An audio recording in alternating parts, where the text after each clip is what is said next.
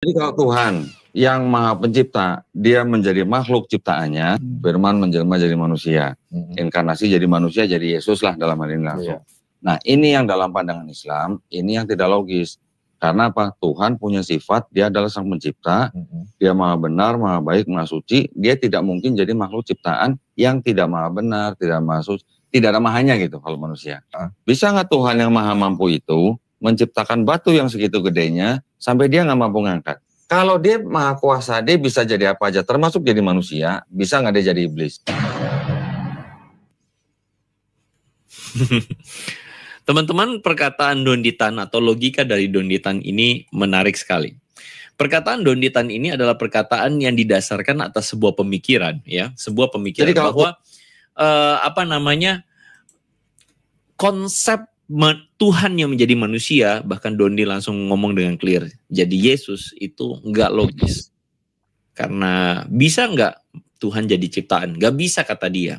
Kalau bisa jadi ciptaan, Tuhan Maha Kuasa, Tuhan bisa nggak ciptain batu yang nggak bisa Tuhan angkat? Atau Tuhan bisa nggak ciptain, atau Tuhan bisa nggak menjelma jadi iblis? Ini tuh satu statement yang menurut saya menarik untuk dibahas. Terlalu banyak menjalimi. Assalamualaikum warahmatullahi wabarakatuh. Berjumpa lagi dengan Jadid HMC di sini ya teman-teman ya. Dan di kesempatan kali ini kita kembali akan membahas logika sungseng dari pendeta Andre Tungtung teman-teman. Logika yang kacau balau. Logika dalam mengartikan, dalam memahami ketuhanan teman-teman. Jadi menurut Andre Tungtung, Tuhan itu harus maha kuasa, dan maha kuasa itu dibuktikan dengan menjadi manusia. Kalau ada Tuhan yang tidak bisa jadi manusia, menurut Andre Tungtung itu tidak maha kuasa. Dan saya rasa bukan Andre Tungtung saja ya, tapi masih banyak Polikarpus yang lain yang punya pemahaman serupa. Dan ini agak kacau balau ya. Agak kacau balau, ya bawa kacau juga boleh. Jadi memang teman-teman Kristen itu kalau diskusi dengan kita, dengan apologet Islam, selalu mengatakan, Tuhanmu bisa nggak jadi manusia? Kalau Tuhanmu nggak bisa jadi manusia, nggak maha kuasa dia gitu ya. Dan biasanya Uni Riva bilang, Tuhanmu bisa jadi tai nggak gitu kan. Bisa jadi tai. Kalau nggak bisa jadi tai, nggak maha kuasa. Kalau Pak Dondi, Pak Dondi bisa nggak jadi iblis kan? Iya, bisa nggak jadi iblis gitu kan. Ini kan apa ya, kalau saya bilang nih, logikanya memang logika yang kacau balau. Ya, Anda akan terjebak dengan paradoks sendiri gitu. Ya, Anda akan terjebak dengan pemahaman Anda sendiri, dan istilahnya Anda sendirilah yang membuat syarat ketuhanan Anda. Ya, itu kan ibaratnya lu manusia, tapi lu yang mengatur-ngatur Tuhan tuh. Gua mau Tuhan gua tuh begini, gua mau Tuhan gua begini. Kalau nggak begini artinya bukan Tuhan. Kamu yang menerapkan standar. Ini kalau ibaratnya teman-teman ya. Ibaratnya itu ada karyawan, ya, dia yang menentukan bos dia tuh harus seperti apa. Jadi misalnya contoh nih, saya punya karyawan yang namanya Uni Riva. Terus Uni Riva yang ngomong, saya mau bos saya tuh yang ganteng, ya, yang keren. Kita udah ganteng, udah keren kan? Nah, dia nggak puas. Terus dia tambahin lagi. Dia tambahin, saya mau bos yang setiap hari belikan makanan kasih saya gitu kan. Jadi dia yang menentukan standar dia. Iya, dia menentukan sendiri bos dia tuh harus seperti apa gitu. Jadi dia bilang kalau nggak lakukan seperti itu, kamu nggak pantas jadi bos saya. Loh, yang butuh kerja tuh kamu, coy, bukan saya gitu. Kenapa saya harus jadi seperti yang kamu inginkan? Ini yang teman-teman harus pahami dulu ya. Kita itu kadang-kadang selalu mengatur-ngatur Tuhan. Dan ini bukan hanya terjadi di non-muslim. Di muslim juga kita sering ya. Ada orang-orang yang pingin tuh istilahnya Tuhan atau Allah mengabulkan apa yang dia harapkan, apa yang dia inginkan. Kalau kamu memang Tuhan, jadikan saya kaya raya besok. Nah, ini kan ngaco gitu. Kalau kamu memang Tuhan, semoga interview saya berhasil, saya dapat kerjaan ini gitu. Kita yang menentukan dan mengatur-ngatur Tuhan, ini kacau sekali teman-teman. Dan kalau ada muslim yang seperti itu, yang mengatur-ngatur Allah, ya mending kalian jadi seperti Andre Tungtung sajalah. Karena memang cara berpikir kalian udah mirip. Ya, udah mirip gitu. Kita harus ingat teman-teman, tanpa keberadaan kita pun, tanpa kita menyembah Allah pun, tidak ada sedikit pun Allah berkurang. Tidak ada kemuliaan Allah berkurang ya dari diri Allah. Nggak ada teman-teman. Mau kita semua, umat manusia semua pun jadi murtad, ya, jadi penyembah pagan, jadi penyembah tiang jemuran, tiang Telkom, atau tiang apapun lah. Apakah itu berpengaruh sama Allah? Nggak ada, teman-teman. Karena yang butuh Allah itu kita, bukan Allah yang butuh kita. Jadi jangan terbalik-balik. Jangan kalian pikir hubungan sama Allah itu seperti anak kecil dengan orang tuanya saja gitu. Jadi kalau anaknya itu merajuk, orang tuanya harus penuhi. Enggak. Ya, kamu mau merajuk gimana pun, kalau Allah bilang enggak, ya enggak. Jangan kamu pikir Allah akan mengalah dengan kamu. Enggak, teman-teman. Enggak seperti itu. Ya, enggak seperti itu. Kalau mau doamu terkabulkan, ya, hubungannya dulu dibagusin gitu. Dan jangan pernah menaruh pikiran bahwa Allah itu bisa kita atur. Enggak seperti itu. Kita bukan seperti Polycarpus ya, teman-teman. Ya, bahkan dalam mengutuk orang pun mereka bisa gunakan Tuhannya. Unirifa, ini si penghujat. Ya, ini si penghujat. Dalam nama Tuhannya. Unirifa tidak lihat tahun 2025. Wah, kan kacau gitu. Tuhannya yang diatur. Tahu-tahu yang ngutuk yang mati ya. Aduh, udahlah ya kan, kita nggak bahas siapa yang ngutuk dan siapa yang mati ya. Tapi ada contoh orang-orang seperti itu gitu. Ya. Terus tumpang tangan di kepala Unirifa. Sembuh Unirifa. Ya, dalam nama Tuhannya Unirifa harus sembuh. Tunjukkan kuasamu. Paksa Tuhannya. Supaya Unirifa tersadar ya dan menjadi pengikutmu. Maka kamu harus sembuhkan dia. Jadi banyak yang seperti itu, mengatur-ngatur Tuhan. Dan salah satunya saya lihat adalah Andre Tungtung yang pingin Tuhan itu seperti pemikiran dia. Ya, seperti apa mungkin kita saksikan dulu. Nanti kita baru akan memberikan tanggapan dan sekaligus meluruskan dengan tujuan agar teman-teman kita ya, artinya saudara-saudara muslim di luar sana, jangan sampai punya pikiran seperti Andre Tungtung ini, teman-teman. Jangan sampai. Karena kalau kalian punya pikiran seperti itu, ya mohon maaf, kacau balau dan jujur gitu. Itu makin mendekatkan diri Anda kepada kekufuran. Oke, kita dengarkan dulu. Baik. Jadi kalau Tuhan yang Maha Pencipta, dia menjadi makhluk ciptaannya, firman menjelma jadi manusia, inkarnasi jadi manusia, jadi Yesus lah dalam hal ini langsung. Nah, ini yang dalam pandangan Islam, ini yang tidak logis. Karena apa? Tuhan punya sifat, dia adalah sang pencipta, dia maha benar, maha baik, maha suci, dia tidak mungkin jadi makhluk ciptaan yang tidak maha benar, tidak maha suci, tidak ada mahanya gitu kalau manusia. Bisa nggak Tuhan yang maha mampu itu menciptakan batu yang segitu gedenya sampai dia nggak mampu ngangkat? Kalau dia maha kuasa, dia bisa jadi apa aja, termasuk jadi manusia, bisa nggak dia jadi iblis? Teman-teman, perkataan Donditan atau logika dari Donditan ini menarik sekali. Perkataan Donditan ini adalah perkataan yang didasarkan atas sebuah pemikiran, ya, sebuah pemikiran. Jadi bahwa konsep Tuhan yang menjadi manusia, bahkan Dondi langsung ngomong dengan clear, jadi Yesus itu nggak logis. Karena bisa nggak Tuhan jadi ciptaan? Nggak bisa kata dia. Kalau bisa jadi ciptaan, Tuhan Maha Kuasa, Tuhan bisa nggak ciptain batu yang nggak bisa Tuhan angkat? Atau Tuhan bisa nggak ciptain, atau Tuhan bisa nggak menjelma jadi iblis?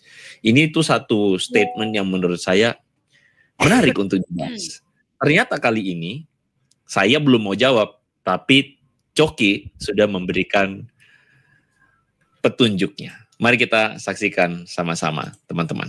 Jadi kalau Tuhan yang Maha Pencipta, dia menjadi makhluk ciptaannya, firman menjelma jadi manusia, inkarnasi jadi manusia, jadi Yesus lah dalam hal ini langsung. Nah, ini yang dalam pandangan Islam, ini yang tidak logis. Bisa nggak Tuhan yang maha mampu itu menciptakan batu yang segitu gedenya sampai dia nggak mampu ngangkat? Kalau dia maha kuasa, dia bisa jadi apa aja, termasuk jadi manusia, bisa nggak dia jadi iblis? Saya bukan Kristen, tapi kalau saya mau menjawab, apakah Tuhan bisa menciptakan batu yang dia sendiri tidak bisa? Itu adalah pertanyaan yang sering ditanyakan orang ateis kepada orang yang monoteistik gitu. Sebenarnya jawabannya gini, dia bisa, tapi untuk apa?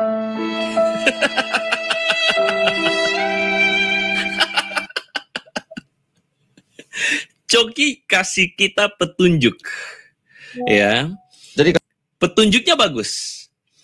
Donditan bilang begini, nggak logis Tuhan jadi manusia. Stop. Nah, ini yang aku bilang, mereka ini selalu mendapatkan petunjuk dari orang-orang yang bertentangan dengan mereka sendiri. Contoh, mereka dapat petunjuk dari orang Yahudi, yang mana orang Yahudi adalah orang yang membunuh Tuhan mereka. Mereka dapat petunjuk-petunjuk tentang ketuhanan.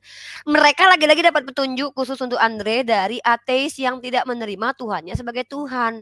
Dan mereka selalu mendapatkan petunjuk dari orang-orang yang menentang agama mereka. Nah, itu kenapa kita berbeda dengan Andre. Andre selalu mendapatkan petunjuk dari orang-orang seperti Coki, pembunuh Yesus, dan iblis juga menjadi asbab dapatnya petunjuk. Kenapa saya katakan iblis juga?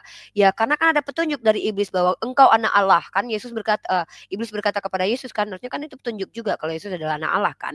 Nah, jadi ini perbedaan kita Jul pertama. Jadi mungkin kalau ada kacau-kacaunya logikanya Andre, aku pikir itu wajar. Tapi sebelum kita panjang kali lebar videonya, nanti tolong tampilkan lagi. Di sini sebagai seorang pendiskusi lintas agama yang juga senang sekali berhadapan dengan ateis, ini saya akan mengajukan sebuah ide dan gagasan teman-teman ya. Kalau menurut Andre, Tuhan itu maha kuasa, harus bisa menjadi apapun, seperti umat Kristiani kebanyakan yang mengatakan Tuhan saya maha kuasa loh, dan dia bisa jadi apapun termasuk menjadi manusia. Padahal pada saat itu ketika dia dari Tuhan menjadi manusia, dia sudah tidak bisa dikatakan Tuhan lagi. Kenapa saya katakan begitu? Ini adalah ilmu ontologis atau hakikat. Saya kasih contoh di sini menunjukkan kepada kalian share screen ya, nih contoh. Nah, ini contoh sebuah kata yang muncul di KBBI, yaitu kata siluman. Siluman artinya adalah makhluk halus yang sering menampakkan diri sebagai manusia atau binatang. Dia tidak bisa dikatakan makhluk halus karena telah menjelma jadi manusia. Dia tidak bisa dikatakan manusia karena asal muasalnya adalah dari makhluk halus. Maka dia dikatakan siluman. Ingat, dikatakan siluman. Tidak bisa dikatakan full manusia, tidak bisa dikatakan full makhluk halus. Kenapa? Karena dia antara keduanya, menjelma. Nah, ketika ada Tuhan menjadi manusia, apakah masih bisa dikatakan Tuhan? Ya tidak bisa karena ada sisi kemanusiaannya. Kalau dikatakan manusia ya nggak bisa juga karena ada sisi ketuhanannya. Maka aku pernah kasih nih ide dan gagasan untuk umat Kristiani agar membuatkan sebuah kamus, di mana kamus ini tepat sekali, yaitu apa? Kata tuman, Tuhan kemanusia-manusiaan, atau ya dibalik aja, mantu, manusia ketuhan-tuhanan. Karena kalau dikatakan Tuhan udah nggak cocok karena dia punya sifat kemanusiaan. Yang namanya Tuhan tidak punya sifat kemanusiaan. Kalau dia manusia juga nggak cocok karena manusia tidak normal, dia memiliki sifat ketuhanan. Maka itu kalau dalam Islam itu kenapa yang bermukjizat itu ada istilahnya adalah para nabi, bukan manusia biasa. Tapi kalau di Kristen, apakah Tuhan yang menjelma jadi manusia bisa dikatakan Tuhan sepenuhnya? Ya tidak bisa, karena dia punya sifat kemanusiaan.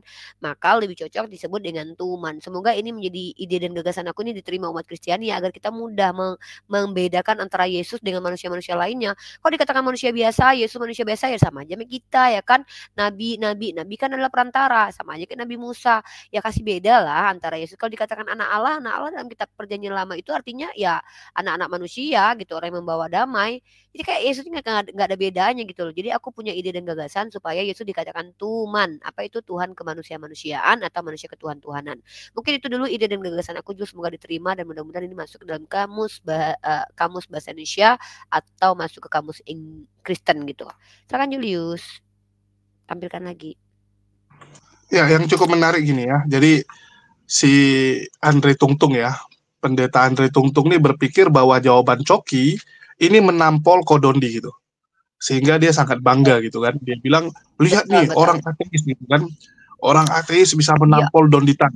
Padahal kalau kita cek, mohon maaf ya, kalau teman-teman ngecek KTP-nya Coki, kalian akan mendapati bahwa agamanya Kristen teman-teman. Karena di Indonesia itu nggak ada agama ateis. Ini yang pertama ya.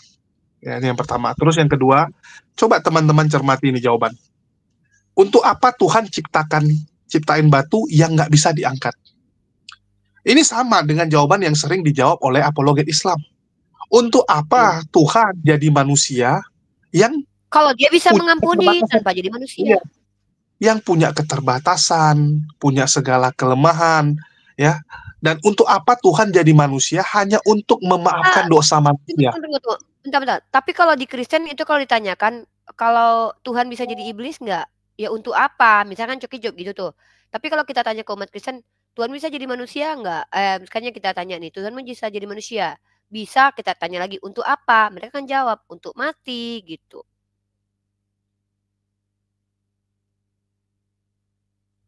Kok terdiam, Jul?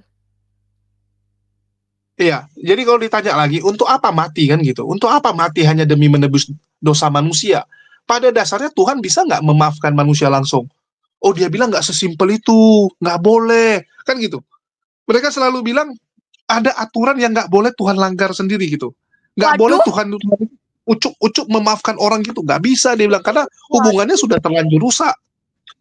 Jadi kan mereka selalu bilang Yesus itu dibutuhkan untuk memulihkan hubungan antara Adam dan keturunannya dengan Tuhan. Karena hubungan itu sudah dirusak oleh Adam. Jadi Yesus adalah jalannya, kan gitu. Jembatannya, jembatan penghubung, jalan penghubung antara manusia dengan Allah. Yang jadi masalah gini, teman-teman Kristen itu selalu lupa. Terutama Kristen yang awam-awam lah ya, mohon maaf saya katakan. Dan bisa dibilang mayoritas orang Kristen tuh lupa gitu. Bahwa ternyata Tuhan bisa memaafkan manusia langsung tanpa harus Yesus turun. Buktinya ada kan gitu. Ada Elia, ada Henok. Kecuali nggak ada cerita. Iya. Kecuali nggak ada cerita orang-orang yang sudah pernah dimaafkan Tuhan. Ya. Kecuali nggak ada cerita itu. Masalahnya mereka sendiri berkontradiksi dengan apa yang terjadi di Perjanjian Lama. Inilah yang kita bilang, inilah yang kita selalu bilang, orang Kristen daripada berdebat dengan Muslim, mohon maaf saya katakan, apologet Kristen, daripada kalian berdebat, mending bereskan dulu Bible kalian.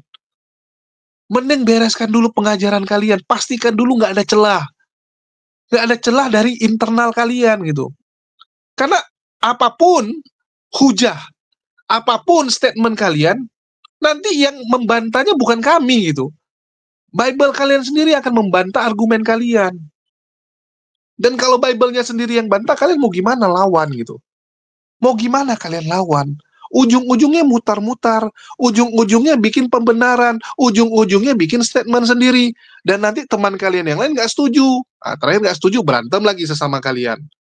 Berantem lagi sesama kalian, terus dituduh umat Muslim yang ngadu domba. Nah, ini kan ngaco gitu. Ya, ini ngaco. Oke, kita coba dengarkan ya, ini Andre Tungtung lanjutan. Kalau memang iya, kalau begitu, bisakah Tuhan menciptakan batu yang tidak bisa diangkat? Bisakah Tuhan jadi iblis? Coki jawabnya, bisa nggak bisa, itu soal pasti bisa kata Coki. Tapi untuk apa Tuhan ciptain batu yang nggak bisa diangkat? Cakep ya, ini cakep. Jadi, ini yang saya bilang argumen cacat. Donditan ini mengira bahwa alasan mengapa Tuhan menjelma menjadi manusia. Ini adalah konsep kepercayaan Kristen, di mana Tuhan mengambil rupa seorang manusia dalam diri Yesus Kristus. Ini adalah didasarkan sebuah alasan satu-satunya bahwa Tuhan itu maha kuasa. Teman-teman, ini adalah sebuah pemikiran yang saya sebut atau dalam logika debat itu disebut sebagai straw man fallacy. Apa itu straw man fallacy? Straw man fallacy adalah melakukan distorsi terhadap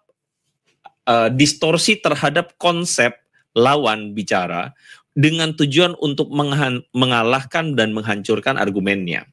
Jadi kalau kita lihat apa yang dilakukan Donditan adalah dia melakukan distorsi terhadap doktrin kekristenan tentang doktrin inkarnasi. Donditan mengambil kesimpulan sendiri dan sepihak bahwa satu-satunya alasan kenapa Tuhan jadi manusia adalah karena Tuhan itu maha kuasa. Dan kalau maha kuasa, maka yang diserangnya adalah, kok maha kuasa jadi manusia? Ini kan nggak logis karena bertentangan. Makanya dia bilang, bisakah Tuhan ciptakan batu yang tidak bisa diangkat? Dan bisakah Tuhan itu jadi iblis? Kesalahan Donditan ada di sini. Dan kesalahan utamanya adalah dia tidak paham kenapa Tuhan jadi manusia. Tuhan menjadi manusia bukan karena dia kurang kerjaan, bukan karena dia maha kuasa, lalu karena kekuasaannya sudah kebanyakan, jadi dia kengangguran, dan kemudian dia mau jadi manusia, menjelma jadi manusia suka-suka dia. Itu adalah konsep berpikir, cara berpikir yang sesat sekali. Karena Tuhan menjadi manusia dalam kekristenan, itu berbicara tentang tujuan, untuk apa Tuhan jadi manusia. Harus beranjaknya dari situ. Untuk apa emang? Menjadi manusia karena ada misi penyelamatan atau penebusan manusia dari belenggu dosa. Dan penyelamatan penebusan manusia dari belenggu dosa itu dalam kultur Stop, Jul, Yudaisme stop, Jul, stop, Jul, stop, Jul, stop, melibatkan Jul. yang namanya penebusan. Stop, Jul. Oke. Jadi Sekarang kita bahas ini. dapat ya poinnya. Tadi aku dapat poin, tapi aku kasih 2 poin ya. Yang pertama tentang paradok omnipoten. Ya, ini kita harus belajar bersama nih. Paradok omnipoten ini adalah salah satu pertanyaan dari para filsuf dari Ibnu Rus, kemudian dikembangkan oleh Santo Aquinas, teman-teman ya. Dan ini berasal dari cara berpikir tentang menjawab orang-orang yang selalu mempertanyakan tentang Tuhan. Salah satu pertanyaannya adalah seperti yang diajukan oleh Pak Donditan, bisakah Tuhan membuat batu yang sangat besar sehingga dia tidak mampu? Sebenarnya pertanyaan-pertanyaan ini akan muncul lagi dari bisakah Tuhan itu menjadi lemah? Nah, masalahnya adalah ini menghilangkan esensi sebagai Tuhan. Yang namanya Tuhan itu adalah entitas yang memiliki kekuasaan. Tapi ketika dia menjadi tidak berkuasa, maka masih bisakah dia dikatakan berkuasa? Ini yang disebut dengan logik. Nah, atau begini deh, tepung menjadi bakwan. Apakah ketika bakwan itu dikatakan bakwan masih ada tepungnya? Ya tidak ada, karena sudah menjadi bakwan. Nah, tetapi logika-logika seperti ini dianggap tidak logika oleh si Andre Tung dan kebanyakan umat Kristen lainnya. Karena menurut pendapat mereka, Tuhan berkuasa itu ya Tuhan yang bisa menjadi apa saja, bahkan menjadi kotoran. Nah, kalau seperti ini, konsekuensi logik yang muncul adalah bahwa Tuhan ketika menjadi lemah, maka dia masih dikatakan Tuhan, tapi Tuhan yang lemah. Nah, ini tidak bisa dikatakan lagi Tuhan yang kuat. Kenapa? Tuhan yang kuat tadi bisa menjadi lemah. Pada saat dia lemah, apakah masih bisa dikatakan Tuhan kuat? Jadi ketika dia Tuhan yang maha kuasa berubah menjadi Tuhan yang lemah, apakah dia berkuasa menjadi lemah? Iya, dia berkuasa menjadi lemah. Tapi saat dia lemah, apakah masih dia dikatakan berkuasa? Tentu tidak lagi. Nah, kalau kita bicara tentang Allah Subhanahu wa taala, kita masuk ke dalam cara berpikirnya umat Islam begini. Awaludin ma'rifatullah. Jadi awal agama itu dengan cara mengenal Allah. Tidak ada satupun manusia yang mengenal Allah dengan seperti nongkrong di warung kopi lalu kenalan, "Hei, gue Tuhan, lu siapa? Gue tinggal lo 33 tahun di dunia. Oh iya, lu kan tetangga si Anu. Oh iya kan mama tiri lu ini." Oh, akhirnya nggak seperti itu cara berkenalan dengan Tuhan. Tapi setiap orang yang beragama, bahkan agama Semitik, agama Samawi itu tahu bahwa Tuhan itu transenden. Transenden artinya apa? Tuhan itu melampaui ruang dan waktu, bahkan melampaui cara berpikir manusia. Nah, tetapi kebanyakan manusia mencoba menarik-narik Tuhan untuk masuk ke dalam akal mereka. Salah satunya adalah ide dan gagasan dari agama Kristen sendiri dengan mengatakan Tuhan harus jadi manusia untuk mengampuni dosa. Padahal apakah itu adalah ide dan gagasan Tuhan dan misi Tuhan? Pertanyaannya, siapa yang memberitahukan kepada mereka bahwa Tuhan punya misi untuk datang ke dunia agar mati mengampuni dosa? Seperti yang Julius katakan tadi, bukankah Tuhan pernah menyelamatkan manusia tanpa harus menjadi manusia? Atau konsekuensinya mereka, kalau mereka bilang oh itu tidak selamat total, tapi tetap selamat-selamatan ala-ala lah ya, tipologian lah. Ya sudah, kalau begitu banyak dong manusia yang mati kemudian tanpa mengenal Tuhan yang menjelma jadi manusia. Itu apakah itu masuk akal Tuhan seperti itu? Jadi hal-hal seperti ini tuh tidak segampang itu. Ketika si Andre Tung terlalu berbangga diri dengan jawaban dari Cuki Pardede, ya buat apa Tuhan? Ya kita juga bisa mempertanyakan hal itu. Lah Tuhan kalian jadi manusia buat apa? Oh, buat menyelamatkan kami dari dosa. Emang nggak bisa dia tanpa harus mati dan jadi manusia mengampuni dosa? Kalau mereka jawab tidak bisa, berarti ada yang tidak bisa dilakukan Tuhannya, yaitu apa? Mengampuni tanpa harus menjadi manusia. Itu lebih make sense. Kenapa? Kalau menjadi manusia menjadi keharusan bagi dia, pertanyaannya muncul adalah apakah dia tidak bisa mengampuni tanpa jadi manusia? Maka itu sudah gagal kemahakuasaannya. Sama pertanyaan itu kita balikan kepada mereka. Tuhanmu bisa nggak? Nih contoh, mereka tanya sama kita, Tuhanmu bisa nggak jadi manusia mengampuni? Oh tidak bisa. Kenapa? Bukan tidak bisa karena kami membatasi Tuhan, tapi Tuhan sendiri yang bilang. Mana dalilnya? Dia kan bukan makhluk. Kalau dia jadi makhluk, dia Tuhan penipu dong. Tuhan bisa jadi manusia, tapi Tuhan penipu. Kenapa dia bilang dia bukan makhluk? Tiba-tiba nyamar jadi makhluk. Nah, kita balikin kepada mereka. Oke, kalau gitu kita balik nanya ya. Bisa nggak Tuhan kalian mengampuni manusia tanpa harus menjadi manusia? Coba, kalau mereka bisa bilang bisa, ya ngapain Tuhan lu jadi manusia? Kalau mereka bilang nggak bisa, ya udah Tuhan lu lebih nggak maha kuasa gitu. Ini aku selalu pakai diksi ini untuk diskusi. Nah, terkait tentang Allah Subhanahu wa taala, ingat ya, Tuhan itu tidak hanya memiliki sifat berkuasa loh. Kalau dalam Islam kita mengenal 20 sifat wajib Allah, dan kita mengenal 20 sifat mustahil. Sifat mustahil ini apa? Sifat yang menggagalkan ketuhanannya. Contoh, kita kasih ke manusia aja deh. Bisa nggak Julius ini, maaf ya, memakan kotorannya sendiri? Masalah bisa nggak bisa? Nggak mungkin nggak bisa. Dia cuma tinggal ngambil di bokongnya kok, pas lagi dia ke toilet tinggal masukin ke mulut. Aku kalau ingat itu jadi muntah. Tapi apakah dia mau lakukan itu? Tentu dia tidak mau, karena kalau dia lakukan itu dia bukan manusia normal lagi. Mana ada manusia normal makan kotorannya sendiri? Nah begitu juga Tuhan, kan saya sudah katakan, kalau Tuhan jadi manusia, dia bukan Tuhan yang normal. Kenapa? Dia sudah memiliki sifat kemanusiaan. Kalau ada entitas Tuhan yang memiliki sifat kemanusiaan yang adalah sifat makhluk, dia Tuhan yang cacat. Makanya saya katakan, itu namanya adalah tuman. Contoh, antara ayam sama bebek itu berbeda nama, padahal secara bentuk mereka tuh hampir sama. Ada yang membedakannya, itu apa? Paruhnya, kakinya berselaput, makanya dia disebut dengan bebek, dia bisa berketek-ketek di air. Nah, ketika ada Tuhan yang menjadi manusia, apakah manusia ini dikatakan manusia 100%? Ya tidak bisa. Karena dia manusia yang berbeda dengan manusia kebanyakan. Maka tidak bisa dikatakan 100% manusia. Tetapi bisa dikatakan bahwa manusia ketuhan-tuhanan. Begitu juga dengan Tuhan. Kalau kita sepakat bahwa Tuhan itu tidak memiliki sifat kemanusiaan, ya, sehingga dia berdusta, terkantuk, lapar. Lalu ketika Tuhan menjadi manusia, kenapa masih dikatakan Tuhan? Ya itu tadi, ide dan gagasan aku tuh sudah tepat sekali. Kita tuh nggak apa-apa dengan umat Kristiani yang menyembah kepada Tuhan yang menjadi manusia. It's okay. Atau kepada manusia yang dianggap Tuhan. It's okay. Tapi ya jujur dengan istilah. Dia nggak bisa dikatakan manusia lagi loh karena dia punya sifat ketuhanan. Dia tidak bisa dikatakan manusia lagi loh karena dia punya sifat ketuhanan, dan begitu pun sebaliknya. Ya udah tuman. Jadi Yesus itu adalah tuman, Tuhan kemanusia-manusiaan, sama seperti Hercules, dewa kemanusia-manusiaan, manusia kedewa-dewaan gitu.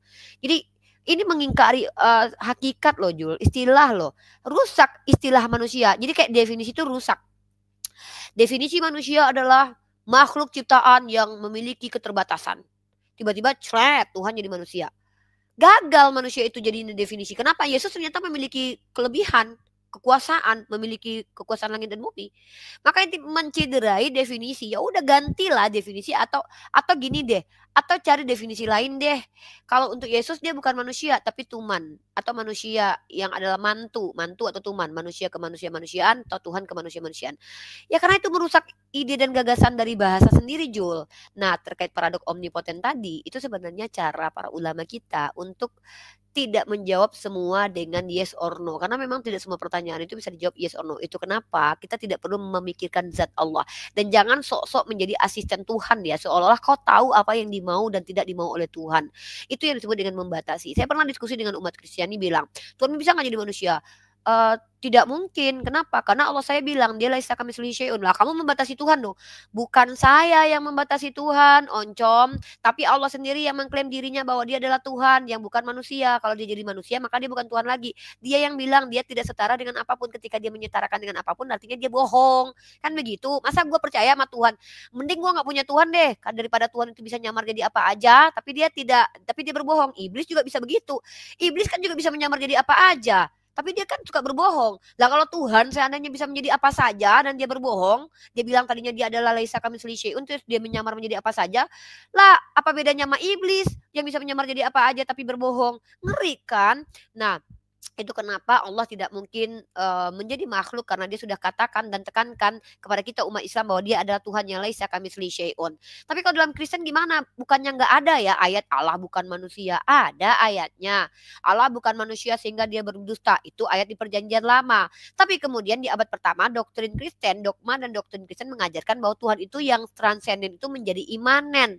Karena apa? Tujuan dan misinya bla bla bla. Masalahnya adalah misi dan visi Tuhan ini kok mereka tahu? Di mana dikasih tahu, Jul? Begitu, Jul. Silakan. Iya, jadi dia bilang yang harus diperhatikan adalah tujuannya gitu.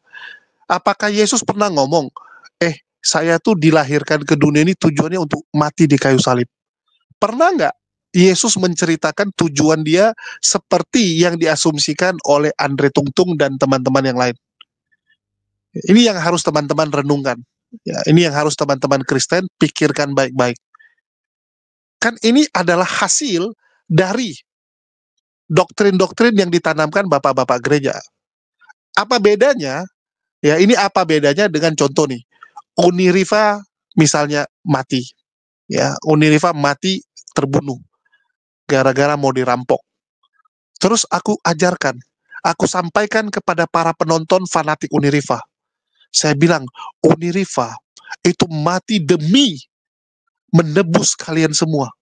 Seharusnya kalian yang dirampok tadi malam. Tapi Uniriva berkorban.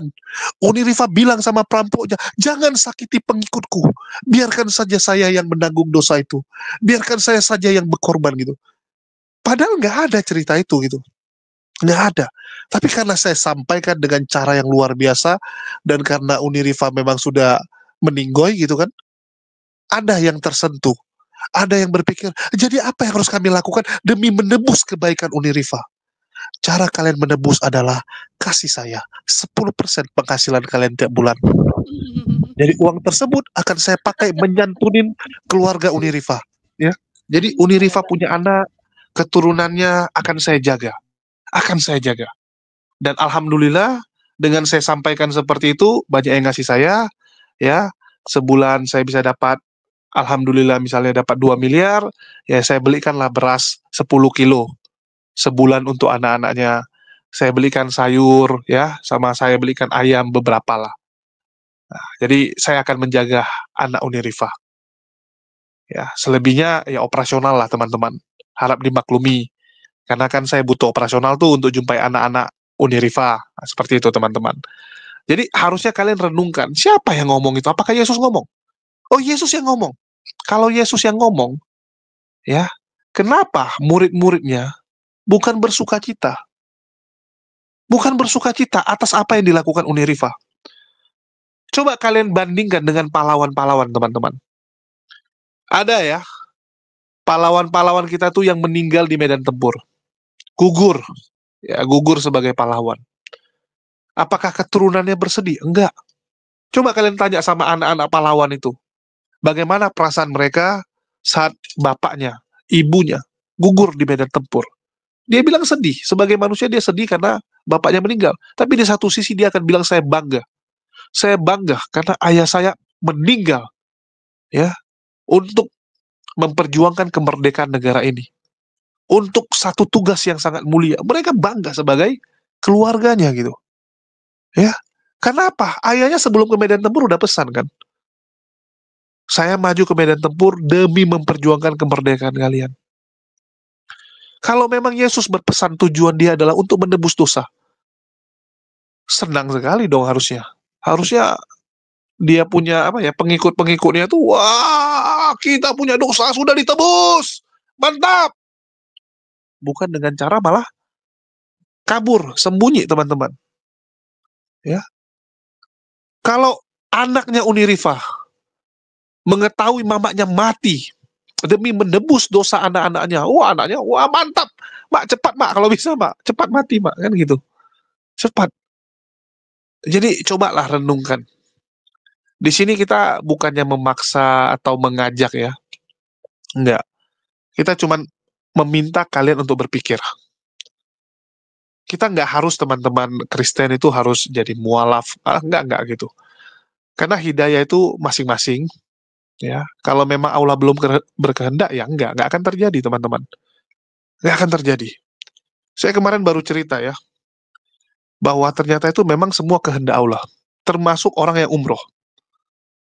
Saya punya salah satu penonton, ya mungkin ini lagi dengar, ya beliau lagi dengar, itu orang yang luar biasa, sultan teman-teman. Nah, jarang saya pakai istilah sultan ya, tapi ini karena dia memang kaya raya ya udahlah. Tapi saya pun nggak pernah bilang, wah ini sultan saya atau gini, enggak. Saya nggak akan bilang ini sultan saya lah atau apa gitu. Tapi beliau tuh luar biasa. Setiap ada kegiatan apa, beliau luar biasa. Amalannya, bantuannya, luar biasa. Tapi nggak pernah umroh. Saya sampai bingung loh, nggak pernah umroh gitu. Berangkat ke umroh udah, tapi dia sendiri nggak pernah umroh. Karena nggak ada waktu, dia bilang. Sibuk kerja gitu. Jadi, di situ saya yakin bahwa ternyata memang kalau Allah belum berkehendak, nggak akan. Begitu juga dengan hidayah. Kalau Allah belum berkehendak, Anda dapat hidayah, nggak akan. Nggak akan, teman-teman. Anda mau bergaul sama Uni Rifa pun, setiap hari sama Uni Rifa pun, nggak akan dapat. Ya, nggak akan jadi mualaf kalau memang Allah belum berkehendak. Di sini kita cuma mengajak kalian untuk berpikir. Berpikir kembali gitu, apa yang disampaikan Andre Tungtung, apa yang disampaikan oleh pendeta, benar nggak? Ya. Lakukan pembuktian terbalik. Lakukan pembuktian terbalik. Jangan doktrinnya dulu kalian terima, tapi kalian pertanyakan, benar nggak itu terjadi di zaman Yesus? Benar nggak Yesus mengatakan bahwa dia tujuannya adalah untuk mati demi menebus dosa kalian? Bahkan Yesus sekalipun, ya, mohon maaf saya katakan, sekelas Yesus sekalipun, saat mau dieksekusi, saat mau disalibkan, saat mau dihukum, apa yang terjadi? Nangis, bersedih. Betul tidak teman-teman? Sedih. Sedih. Bahkan sampai berdoa hingga butiran keringatnya seperti darah. Ya, menjadi darah teman-teman. Nah, itu sih yang teman-teman harus renungkan, dan mungkin kita lanjut sedikit ya, apalagi yang mau disampaikan Andre Tungtung biar teman-teman bisa tahu. Dan sekali lagi kita di sini hanya menjawab cara berpikir Andre Tungtung yang menurut saya ini cacat logika, ya, cacat logika, dan jangan sampai kalian tiru. Dan penebusan itu tidak bisa cuman hewan belaka, tapi Tuhanlah yang mengambil posisi menggantikan manusia berdosa, sehingga necessary for him to took human form untuk menggantikan manusia, untuk mati di kayu salib. Ya, jadi ini yang menjadi alasan kenapa Tuhan jadi manusia, bukan karena Tuhan kurang kerjaan lalu dia berubah diri menjadi manusia. Filipi pasal 2 ayat 5-7 mengatakan, hendaklah kamu dalam hidupmu bersama menaruh pikiran dan perasaan yang terdapat dalam Kristus Yesus. Perhatikan ini, yang dalam rupa Allah tidak menganggap kesetaraan sebagai milik yang harus dipertahankan, melainkan mengosongkan dirinya dan mengambil rupa seorang hamba. Perhatikan baik-baik kata mengambil rupa seorang hamba. Ketika dikatakan mengambil rupa seorang hamba, ini memberikan sebuah penekanan bahwa Tuhan itu mengambil natur manusia dan menambahkannya ke dalam natur ilahinya. Tuhan itu mengambil natur manusia dan kemudian ditambahkan ke dalam natur ilahinya. Bukan Tuhan ganti natur ilahinya, lalu kemudian apa? Digantikan dengan natur manusia. Itu dua cara berpikir yang salah. Dan kebanyakan orang digantikan dengan... Oke, teman-teman boleh perhatikan ini ya. Jadi dikatakan sama Andre Tungtung, setelah zaman Yesus, setelah kelahiran Yesus, ada perubahan pada Tuhan kalian. Ada perubahan. Yang sebelumnya dia itu murni hanya ilahi, tiba-tiba ketambahan. Ya, ketambahan natur manusia. Tuhan menambahkan natur manusia ke dalam natur ilahinya. Jadi ibaratnya itu kayak air, teman-teman. Ya, yang sebelumnya ini airnya itu misalnya air putih doang. Ya, air putih, air ilahi doang, tiba-tiba ditambahkan sirup. Ya, sirup yang berwarna, natur manusia. Ini kan kacau sekali. Kenapa saya bilang kacau? Ini sekaligus Andre Tungtung ingin mengatakan bahwa Tuhannya, ya, Tuhannya itu berubah, tidak abadi. Ini kan kacau, teman-teman. Bukankah yang namanya Tuhan itu harus dari dulu, sekarang, dan selamanya, ya, itu tetap. Kalau begitu, ini Tuhannya nggak konsisten. Tuhannya menambahkan natur manusianya. Saya takutnya, teman-teman. Saya takutnya 1000 tahun lagi, Andre Tungtung yang lain akan bermunculan dan akan ngomong gini. Tuhan kita sekarang menambahkan lagi natur AI-nya, natur robot, ke dalam natur ilahi plus manusianya. Ya. Jadi natur ilahi plus manusianya ketambahan lagi natur yang lain. Ini kan bahaya. Inilah saya bilang kacaunya orang-orang ini mengasumsikan. Salah pahamnya itu kacau sekali, teman-teman. Ini ibaratnya ya, Uni Riva ya disalahpahami sebagai nenek lampir. Uni Riva udah bilang, saya bukan nenek lampir. Orang bilang, enggak, kamu nenek lampir karena ciri-cirinya sama. Ya, kamu ketawanya hehehe gitu. Kamu nenek lampir, kamu bisa menyihir orang. Padahal Uni Riva tidak melakukan itu. Ini yang paling gak enak. Kita dituduh yang bukan kita. Dan kalian bisa bayangkan ya, bagaimana perasaan Yesus dituduh sebagai Tuhan. Padahal dia nggak pernah ngaku. Tapi dia dipaksa untuk menjadi Tuhan. Bahkan dikatakan dia adalah Tuhan yang ketambahan natur manusia. Nah, ini saya bilang jahat ya, jahat sekali mereka, jahat sekali. Memang kalau kita bicara kelihatan, mereka nih kelihatannya luar biasa ramah, ngomongnya bagus gitu kan. Tapi ini kan fitnahan yang luar biasa kepada Tuhan. Jatuhnya ini memfitnah Tuhan, teman-teman. Memfitnah Tuhan. Ya, jadi dia bilang tujuannya adalah untuk apa? Ya, untuk apa? Supaya menjadi sama dengan manusia. Jadi Tuhan itu pingin sama seperti manusia. Kan gitu. Dia tuduh Yesus itu walaupun dalam rupa Allah tidak menganggap kesetaraan. Karena memang Yesus tidak pernah menganggap dia setara. Tapi kalian yang bilang dia mengosongkan diri. Dan mohon maaf, itu fitnah yang sangat jahat. Ya, fitnah yang sangat jahat, yang nggak pernah memang dilakukan oleh Tuhan. Apalagi ada natur manusia. Nggak ada itu teman-teman semua. Nggak ada itu semua. Coba kalian ya teman-teman itu pikirkan baik-baik. Benar nggak yang dibilang sama Andre Tungtung dan bapak-bapak gereja ini apakah doktrin atau memang perkataan Yesus? Kalau memang ya ini kebenaran, menurut kalian masuk akal nggak? Bisa kalian terima nggak? Tuhan kalian berubah. Jadi zaman dulu sampai sebelum Yesus lahir, Tuhan itu ilahi doang. Setelah zaman Yesus menjadi memiliki ketambahan natur manusia, ketambahan natur manusia. Kan aneh gitu. Tuhannya berubah, itu yang pertama. Terus yang kedua, Yesus menebus dosa. Kenapa lahirnya tahun 1?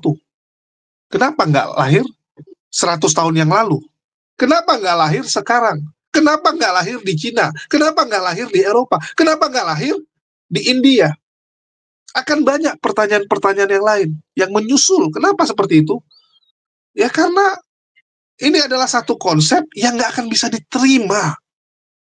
Mohon maaf saya katakan, kecuali hanya modal imani, hanya modal doktrin, mungkin orang akan terima. Tapi kalau pakai logika susah untuk kita terima. Dan kita akui, kalau masalah pakai perasaan, teman-teman kita Kristen jago. Dia jago membuat orang itu menggunakan perasaannya sehingga melupakan logikanya. Ini ibaratnya orang jatuh cinta ya. Kalau kita bilang kok bisa Uni Riva suka dengan misalnya PPJ, padahal PPJ itu bejat, padahal PPJ itu nggak benar, padahal PPJ itu pengangguran dan sebagainya. Jadi orang bilang ini kok bisa Uni Riva seperti itu. Baru ada yang jawab, cinta itu buta. Ya, cinta itu nggak pakai logika. Ya, cinta itu kadang-kadang tak ada logika kan gitu. Jadi mereka mencintai Yesus sehingga melupakan logikanya. Kalau itu kita akui. Kita akui teman-teman Kristen tuh jago sekali membawa orang-orang untuk baper. Ya, baper gitu.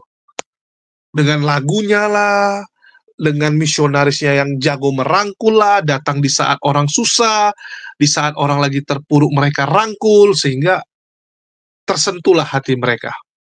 Ya, tersentuh hati.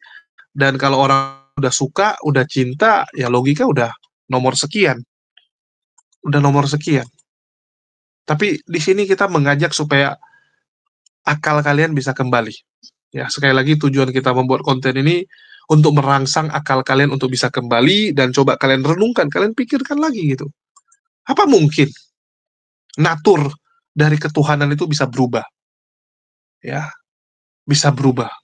Apa mungkin harus ada Tuhan yang gugur, Tuhan yang dikorbankan untuk menebus dosa manusia? Padahal sebelumnya sudah ada Henok Elia yang fix masuk surga. Itu udah fix. Ya, kalau kita bicara Ibrahim, Musa, ya Nuh, menurut kita harusnya masuk surga, tapi karena belum fix juga gitu, nggak ada tertulis bahwa dia masuk surga, ya oke lah. Walaupun iman kita mengatakan bahwa semua nabi pasti masuk surga. Semua nabi pasti masuk surga. Dan saya rasa teman-teman Kristen juga setuju kan gitu. Semua nabi masuk surga. Tapi yang jadi pertanyaan, ya, mereka hidup di luar zaman Yesus, sebelum Yesus hadir. Jadi apa fungsi Yesus? Apa hubungan Yesus? Apa korelasi Yesus dengan masuk surganya Henok dan Elia? Nggak ada. Apa korelasi mereka dengan Musa? Teman-teman Kristen selalu menjawab dengan gampangan. Abraham, Nuh, mereka diselamatkan karena mereka percaya Mesias akan lahir. Mereka percaya akan juru selamat yang akan lahir di tahun-tahun yang akan datang. Mana datanya? Mana dalilnya? Kalau cuma asumsi, aduh mohon maaf, saya juga bisa bilang Uniriva fix masuk surga. Ditanya, apa bukti Uniriva masuk surga? Karena Uniriva berhasil memualafkan yoga. Itu kan jawaban yang saya karang sendiri gitu. Sejak kapan saya punya hak menentukan orang masuk surga, masuk neraka? Enggak. Kan gitu. Kalau kita cuma menyampaikan ciri-ciri saja gitu. Contoh-contoh. Ya, bagaimana yang namanya kebenaran itu? Kita cuma bisa sampaikan contoh-contoh yang namanya kebenaran seperti apa. Logika yang gagal itu seperti apa. Dan sekali lagi kita sangat terbuka untuk diskusi dengan Andre Tungtung, walaupun sampai detik ini tidak pernah mau ya Andre Tungtung untuk ngopi sama kita. Ya, ngopi santai, ngobrol santai gitu, supaya kita bisa bertukar pikiran. Ya, tujuan kita adalah kita sayang dengan Andre Tungtung. Ya, apapun ceritanya, dia adalah saudara sebangsa kita. Ya, dan saya lihat pendeta Andre Tungtung ini sebenarnya orang yang baik. Kalau kita bicara pribadi ya, orang yang baik. Sehingga kita punya kerinduan orang-orang seperti ini bisa mendapatkan kebenaran, teman-teman. Dan kita ingin diskusi. Ya. Karena kalau cuman berbalas pantun seperti ini kan, yang pertama mungkin tanggapannya bisa beda, teman-teman. Sama kayak kalian chatting gitu, kadang bisa salah paham. Ya, chatting itu bisa salah paham gitu. Lebih enak kan ketemu langsung kita ngomong. Ya, itu aja sih dari saya. Makasih nih buat teman-teman semua yang udah nyimak dan mendukung channel ini. Dan kita akan terus meluruskan ya kesalahpahaman yang terjadi. Dan kita berharap teman-teman yang mendengar ini bisa tercerahkan. Sekian dari saya. Makasih buat semuanya. Di akhir kata saya ucapkan wassalamualaikum warahmatullahi wabarakatuh. Sampai jumpa di konten-konten kita berikutnya.